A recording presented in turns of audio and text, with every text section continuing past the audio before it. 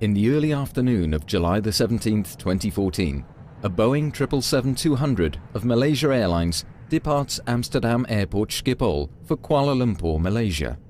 The flight is prepared as usual, and the aeroplane is in an airworthy condition. On board of flight MH17 are 283 passengers and 15 crew members. The routing of this flight leads via Germany, Poland and Ukraine to the east, a standard routing to Asia that many airlines use. Flight MH17 enters Ukrainian airspace at an altitude of 33,000 feet, following airway Lima 980. The crew diverts a short distance to the north to avoid some thunderstorms when returning to the airway in the eastern part of Ukrainian airspace. In this region, an armed conflict between the Ukrainian government and armed groups is in progress. Therefore, lower levels of the airspace are restricted for civil air traffic. Flight MH17 is routed above this restricted airspace to waypoint Romeo November Delta in the Russian Federation. Until that moment, the flight proceeds normally. When flight MH17 is above the eastern part of Ukraine, a Buk surface-to-air missile system fires a missile. It travels almost at 3 times the speed of sound and carries a 9N314M model warhead. Inside it is an explosive core surrounded by 2 mantles containing preformed iron fragments.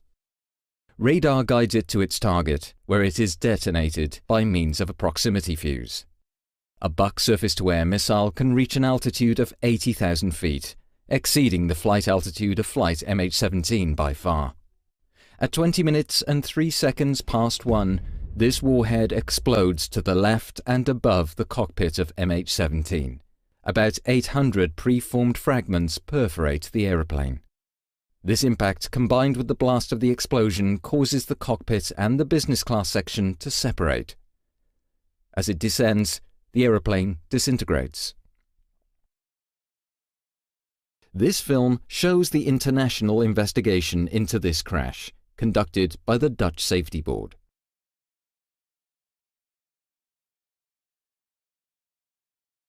Flight MH17 disappeared from the radar at 20 minutes and 3 seconds past 1 UTC.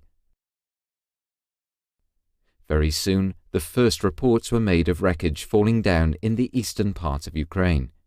In an area of about 50 square kilometers, 6 sites were identified where parts of the aeroplane came down.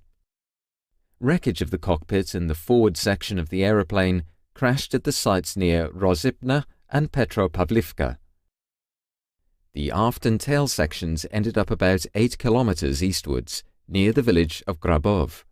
The middle section of the aircraft was destroyed by an intense fire at the main crash site. None of the 298 occupants survived the crash. The Ukrainian National Investigation Bureau, NBAAI, commenced an investigation the same day. Because of the considerable number of Dutch passengers, the Dutch Safety Board decided to send a team to Ukraine the next morning. They arrived in Kiev on the evening of the 18th. On July 23rd, Ukraine delegated the investigation to the Netherlands, and the NBAAI requested the Dutch Safety Board to conduct the investigation. This investigation was conducted according to the standards and recommended practices of ICAO, the United Nations International Civil Aviation Organization. The investigation consisted of accredited representatives of 7 states and initially started its work from Kiev. Later on, the investigation was continued from The Hague in the Netherlands. Chairman Joustra explains why the Dutch Safety Board conducted this investigation. The investigation established in detail the exact causes of the crash. It presents the facts and speculation is removed. An investigation contributes to aviation safety and will provide clarity to the relatives. Because of the large number of Dutch victims, we naturally wish to contribute to the investigation and to the causes of the crash. When we were asked to conduct the investigation, we were ready to do so. The investigation was made possible thanks, in part, to the efforts and expertise of representatives from the 6 participating countries. They met on several occasions and their input has contributed to the quality of the report. The crash site is located in an armed conflict area and access is very limited. Under escort of the OCSC, Ukrainian and Malaysian investigators and the Australian Federal Police were able to pay brief visits to the crash site the first days after the crash. There, many photographs could be taken. After that, it was not possible for investigators to visit the crash site until late autumn. Sections of the cockpit found on the crash site show damage indicating high-energy objects penetrating the aeroplane from the outside. The flight data recorders were handed over and the investigative team transported them to Farnborough in the United Kingdom to retrieve the data. Based on these first findings, the Dutch Safety Board published a preliminary report in September 2014. The first conclusions were: no abnormalities were found regarding the aeroplane or crew. No malfunction of any system or oral warning was recorded. Also, no distress messages were received by air traffic control. Radar data showed that no other aircraft was in such close proximity that a mid-air collision could have occurred. Damage to the forward fuselage indicated penetration by high-energy objects from outside the aeroplane. In the autumn of 2014, the first recovery mission for the wreckage took place. From October onwards, preparations were made to recover those parts of the wreckage that were most important and to transport them to the Netherlands for further investigation. During a 6-day period, starting on the 16th of November, the Dutch Safety Board recovered hundreds of pieces of wreckage. The wreckage was transported to a railway station in Torez, Ukraine. In the spring of 2015, 2 wreckage recovery missions followed. Investigators were able to recover additional wreckage from the sites that could not be investigated before. They also received wreckage that was collected by locals. The first convoy of wreckage arrived in the Netherlands at the Gilserijen Air Force Base on the 9th of December 2014. Over the following months, more convoys of wreckage were transported to Gilserijen. Upon arrival, all wreckage was sorted, tagged, photographed in front of a green screen, and forensically examined. In a hangar, pieces of the aeroplane were laid out for investigation. All wreckage pieces were examined for failure mechanisms, damage patterns, and traces of external objects that could have hit the aeroplane. The investigation of the wreckage led to further evidence of a surface-to-air missile being the cause of the crash of flight MH17. A number of other scenarios, such as internal explosions, gunfire, or air-to-air missiles, were excluded. Based on the photographs of the wreckage, a 2-dimensional reconstruction was made to identify the position of wreckage on the aeroplane's grid. The major fractures were determined on the basis of the wreckage, the photo reconstruction, as well as the location where each part was found. At Gilserijen Air Force Base, the Dutch Safety Board made a 3-dimensional reconstruction of the forward section of the aeroplane. First, a frame matching the model of a Boeing 777-200 was built. Over a period of 3 months, the cockpit and the forward part of the business class were reconstructed. The parts were moved to their exact position and fixed in place.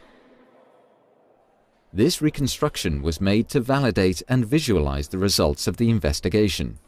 It shows the overall picture and places various parts and damages in their context. Looking at the reconstruction, the impact pattern made by the high-energy objects is clearly visible. The reconstruction also demonstrates the effects of the impact and shows the marks where the cockpit was torn from the rest of the fuselage. The high-energy objects that perforated the aeroplane were also found in the bodies of 3 crew members seated in the cockpit. The preformed fragments have distinctive shapes, cubic and bow-tie shaped, and were made of a ferrous metal. Some fragments had traces of aluminium and glass on them, proving that they had perforated the aeroplane from the outside. The 2 left windows of the cockpit particularly show perforation by preformed fragments. many traces of explosives were found on pieces of wreckage. Also, certain traces of paint were found that match paint on parts of a missile that were recovered from the crash site and missile fragments found in the cockpit and the left wing. The retrieved fragments and traces of paint point to a missile carrying a specific type of warhead and launched by a Buck surface-to-air missile system. During the investigation, a number of computer simulations were conducted. These support the surface-to-air missile scenario. The detonation of a 9N314M model warhead was simulated to calculate a point of detonation as well as the damage that could be expected. The warhead exploded on a location in space less than 1 cubic meter to the left of and above the cockpit, spraying its fragments in a characteristic radial circular pattern originating from the missile. These patterns match the damage found on the reconstructed forward section of the fuselage.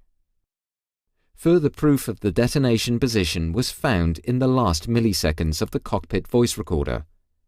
This contained recordings of 3 crew microphones and an overhead microphone in the cockpit on separate channels. During the final milliseconds, these microphones recorded a sound peak. Based on the difference in timing of the recordings of the sound peak on these 4 microphones, a direction could be calculated. Based on the investigation into the detonation of the warhead and the characteristics of both the Boeing 777 and the Buck surface-to-air missile, its possible flight paths were simulated. The calculated area from which the missile was launched measures about 320 square kilometers and is situated in the eastern part of Ukraine. Further forensic research is required to determine the launch location. Such work falls outside the mandate of the Dutch Safety Board. The investigation demonstrated that the aeroplane flew at an altitude of 33,000 feet, which is to say 10.1 kilometers. No abnormalities regarding the aeroplane or crew were found. The flight proceeded normally, and no malfunctions of any system or oral warnings were recorded. Also, no distress messages were received by air traffic control. Both flight recorders stopped abruptly at 13:20:03, and from that time, the flight crew of MH17 did not respond to air traffic control messages. Flight MH17 disappeared from the radar. The aeroplane was perforated by hundreds of high-energy objects shaped like cubes and bow ties. Many fragments were found in the bodies of the crew seated in the cockpit. Some of them had a bow tie or cubic shape. The left side of the cockpit area shows a characteristic damage pattern. Traces of explosives were found in the wreckage and on the missile fragments found. Paint on fragments found inside the wreckage matches paint on the recovered missile parts. The point of detonation was determined by the spray pattern on the cockpit and by simulations, and was confirmed by the recorded sound peak. The impact and blast resulted in the aeroplane's disintegration. The wreckage of the aeroplane was distributed over 6 different sites, consistent with the way the aeroplane broke up in the air. Based on these findings, the Dutch Safety Board concludes that flight MH17 was downed by a 9N314M warhead carried on a 9M38 series missile as installed on a Buck surface-to-air missile system. Other scenarios were investigated and excluded. No other scenario can explain this combination of factors. The findings are conclusive and support each other based on multiple sources. To that end, we have been able to draw well-supported conclusions about the flight and the causes of the crash. The investigation of the wreckage has demonstrated that the aircraft was perforated at high speed by fragments coming from a specific location to the left and above the cockpit. There were indications of this early in the investigation, but the wreckage turned out to be important for verifying and further substantiating those indications.